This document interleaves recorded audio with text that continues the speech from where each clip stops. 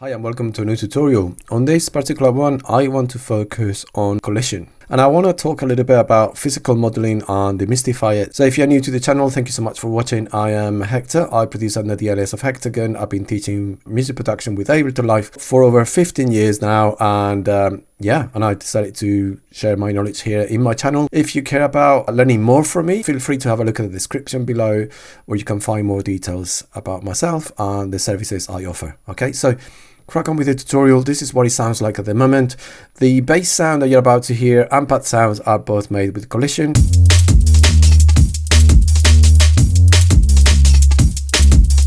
So that's the bass made with collision, and this is a pad sound. If you have a look at the resonators, I'm using some strings and I'm using a marimba there just to kind of like, just blend them together, and this is what it sounds like at the moment.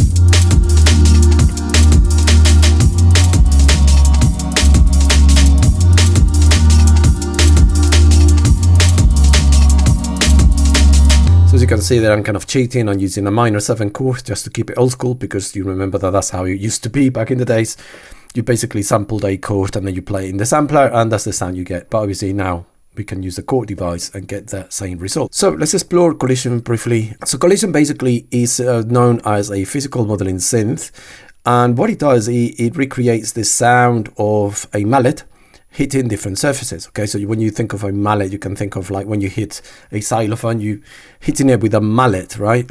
And the mallet can be made out of like something made out of felt, which is like a soft material, or something made out of rubber, which is going to be a harder material. That's basically here. This is the stiffness. This is how loud the mallet is, right? So to speak. That's whether the mallet has got like some kind of crazy noise deviation. I'm not going to use that for a bass, of course, but the stiffness has to do with the material of the mallet. Normally I keep it at 50%. That gives you the most neutral material and it makes the best sound, right? So you can hear that. Okay, if I change the stiffness, you see that that's like a softer kind of sound or more aggressive, but then it kind of forgets about the low end. It just kind of brings the high harmonics forward. So generally for bass sounds, if you're going to make a bass sound, use 50%. Then the resonators basically are just additive synthesis, and what they've done is they just kind of worked out what different modules look like when, different materials look like. Okay, there we go. So that's the string, the marimba, etc. You can even change the material. Basically means that when you change the material, what's going to happen is like certain harmonics are going to decay faster or shorter. They're going to take longer to decay, or they're going to decay much faster. If I set the material to positive values, it's going to give us a very thin sound, because what's happening is that the low frequencies, they just disappear very quickly. Even if I add a very long decay here, this is the decay settings. You see the high harmonics that kind of stay on. If I set the material to neutral, then they both decay at the same time, which is fine. Let me just make it super obvious. I'm just going to open the decay massively. There you go, right? Just kind of, it's just sort of like hangs on there. I mean, that's 35 seconds. But if I change the material to negative values, what's going to happen is that the low frequencies kind of like stay on for longer, and the high frequencies, they die faster. Listen to it. You see? So you get basically like a warmer sound. Right, obviously, let's make the decay a little bit shorter so it sounds, there you go, right? Like if we got lower already, like you can hear that sounds like a really nice bass. We got the gain here, this is the main volume. One thing as well that you can do is you can play with this inharmonic, and basically the inharmonics, it has to do with what happens to these upper generated sines, right?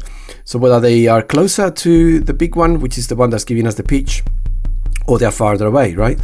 So farther away is going to sound more bell-like,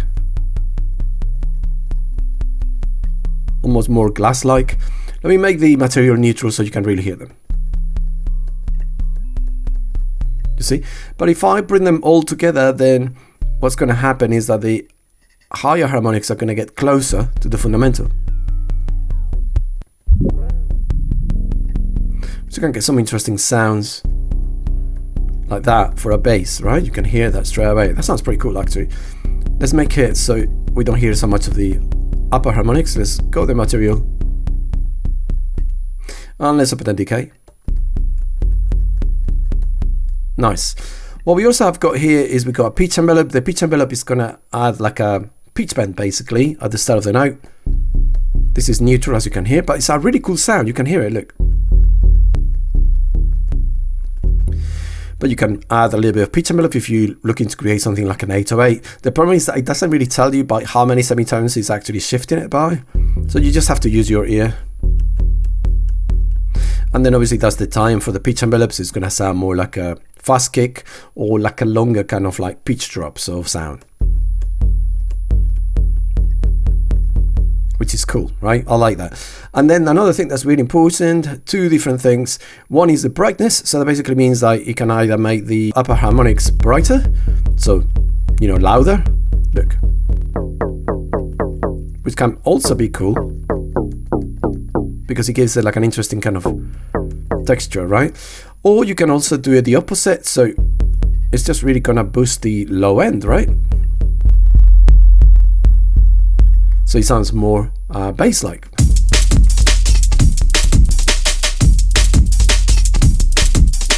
Nice. And I could potentially make it so it decays a bit longer.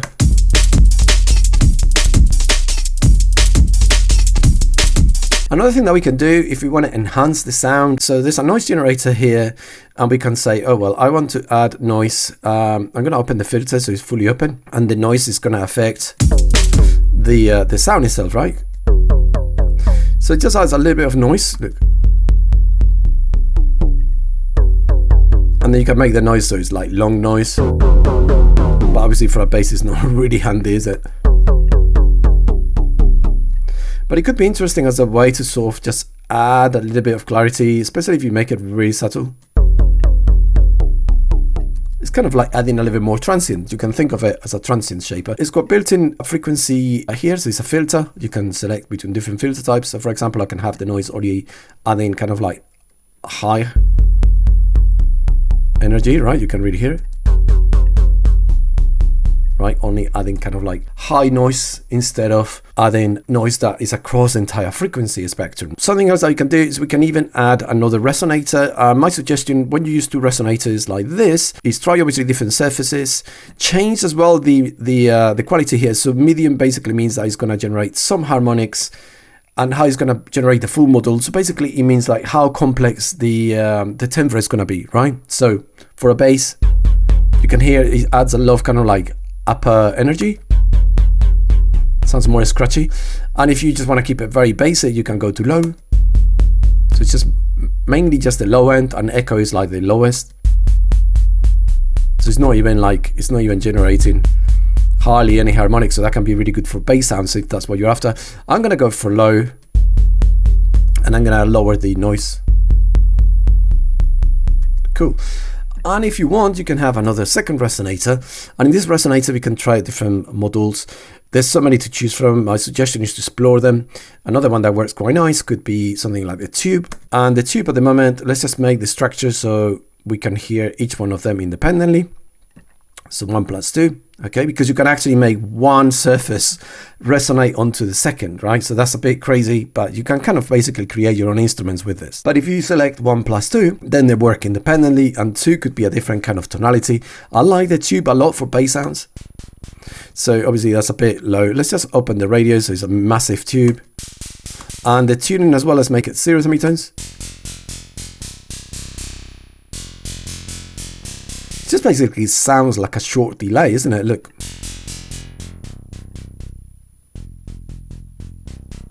That's quite cool. It gives it like a nice character. Let's increase the gain.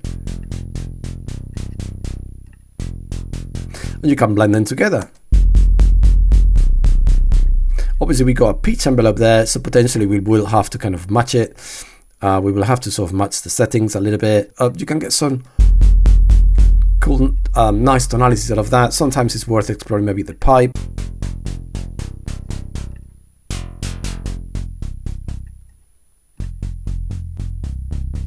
We can make it sort of like closer, more of the kind of delay effect.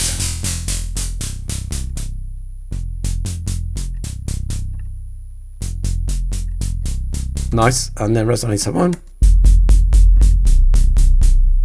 You can hear also the resonator one sounds quite white, and this is because on this particular surfaces, you can actually have two microphones. See, that's to show you where the microphones are placed here. But basically on the surface, you can have a microphone in the center, or you can have a microphone towards the side. And this is also the hit point. That basically means whether we hit in the surface on the center, or we hit in the surface off to the side, and that's going to give us a different sort of sound.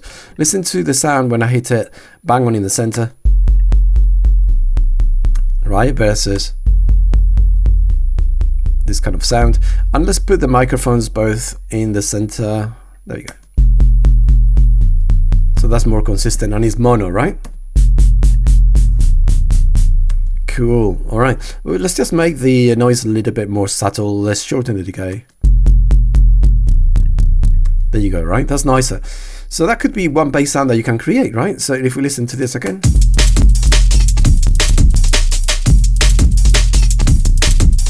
I'll have to add sidechain and so on and so forth. I'm just going to quickly drag and drop it.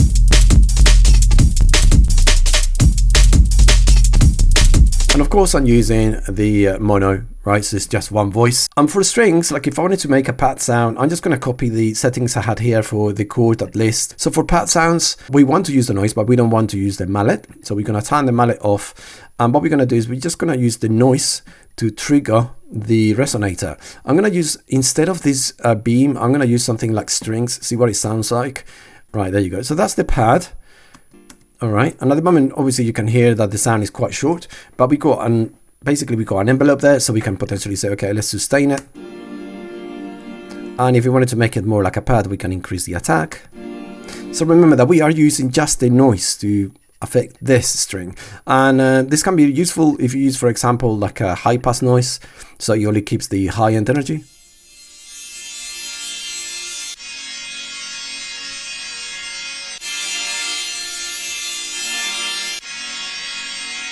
Right, so that's nice, for example. And then on the strings here, we can make them less dense or more dense. Let's try echo. That's a nice sound. Or low. I think that's too abrasive, isn't it? So let's maybe go to medium. Yeah, and obviously remember that we can potentially just use the harmonics and bring all those partials that they were high up and just kind of bring them closer to the main tone, right?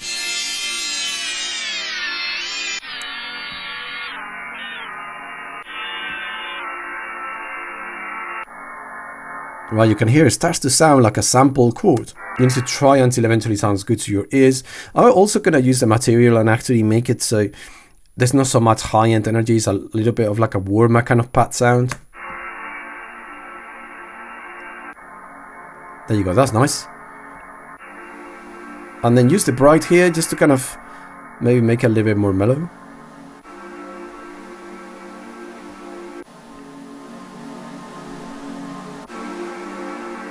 Yeah, and let me just actually make the module a little bit less busy. So I'm just going to go to low. And then you can try another resonator. I think potentially for strings, I would say 1+2 is the way to do it. But potentially you could even say, what happens if I make those strings vibrate against a beam? You can see the volume is going to get really loud, right? So this is exploratory, right? For now, I'm just going to try maybe like using a membrane with the strings. Let's just hear that on its own. So I'm going to go 1+2 so I can hear the resonator 2 on its own. All right, that's cool. Let's make the membrane much bigger. Ooh, I'm really liking that. Hold on, let's just bring the volume up.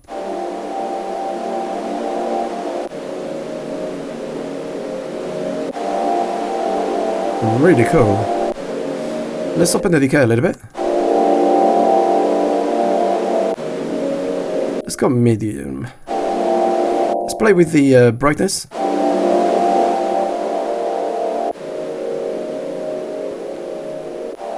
I like that actually, that's better. Really lovely. Let's just maybe try opening the sound. I'm just gonna play around with the position here. That's nice and open. Really lovely. Let's see what happens if we bring them together.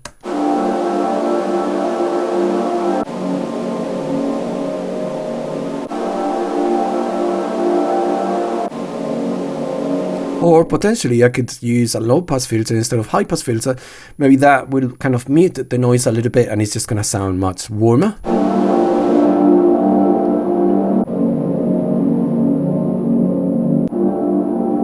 Nice. And you can even say that for example, you can see here that we got the key and velocity. We can even say that the frequency, for example, can be tracked as well, which is really, really handy. So you can see noise filter frequency controlled by key. So that's gonna, let's make 100%. So obviously as we play up and down, he opens the frequency for us. There you go. I think I'm gonna increase the attack because you can hear a little bit of a click and add a little bit more release.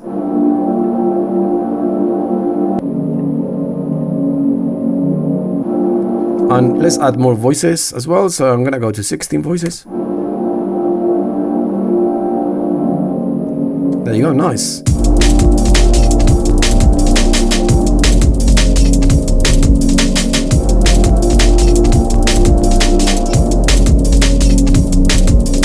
So I hope you guys enjoyed the video. If you have any questions, please let me know in the comments as well. And thank you so much for watching all the way to the end.